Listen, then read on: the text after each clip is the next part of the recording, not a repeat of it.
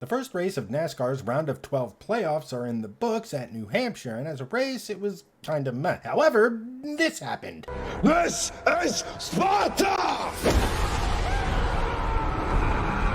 So, if you haven't heard, there's gonna be some, well, pretty difficult conversations going on at the Gibbs camp this week over Denny Hamlin sort of wrecking his teammate, Ty Gibbs. And at this point, you absolutely have to remember that Denny Hamlin is in the playoffs. Ty Gibbs very much not in the playoffs. Now, they had been beating and banging on each other, racing each other really hard for a while at this point. Now, according to Hamlin, Gibbs was racing his teammates way too hard. Long before he had his run-in with Hamlin, apparently Gibbs was roughing up his teammate Christopher Bell, who is also in the playoffs. Hamlin just so happened to be behind this entire thing, and he was getting really frustrated with Gibbs, even though at this point he wasn't really involved. However, Gibbs was racing Bell so hard that Bell eventually lost the position to Hamlin, which led to Hamlin now trying to take his crack at Gibbs. And coming out of 3 and 4, Hamlin drove door to door with Gibbs, basically telling the kid, "That's enough, I got the faster car, you're not in the playoffs, let me by or else."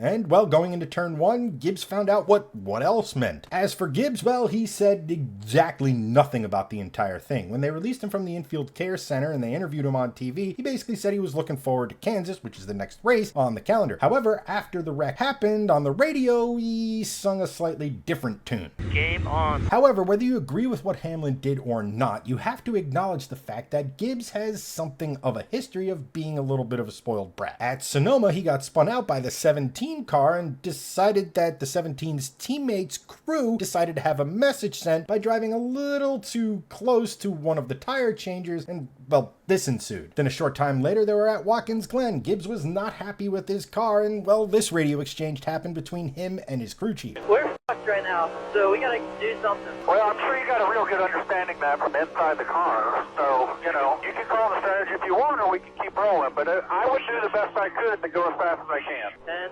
10-4. Now, if you don't speak NASCAR radio, effectively what the crew chief was telling him there was to, well, shut up and drive the car. Now, with all that being said, Gibbs absolutely needs to work on his attitude, absolutely needs to work on his racecraft, and, well, Hamlin wasn't exactly trying to wreck him, he was just trying to move him up the track. But, in Hamlin's own words, as he moved up to sort of send the message, Gibbs came down and, well, the inevitable happened. Are they afraid to talk to him?